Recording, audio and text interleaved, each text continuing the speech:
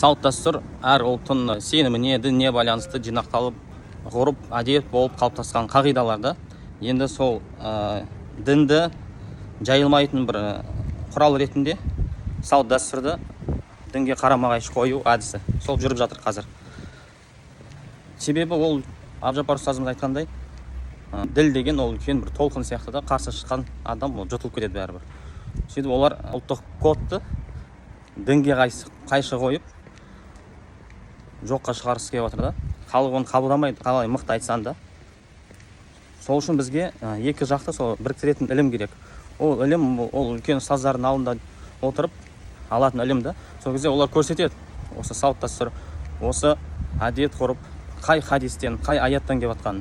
Біздің әдет ғұрпымыз көбісі жаңадан бұзылған әдет ғұрыптар болмаса, көбісі діннен алынған да. Соны түсіну үшін жергілікті ақсақалдардан, ұстаздардан тәлім тәрбие алу керек. Арабша білем, Құран оқи алам, хадис оқи алам дегенмен бітпейді ол. Фатуаның бәрін қарастырып, жергілікті ұстаздардың шыққан фатуасын алу керек та.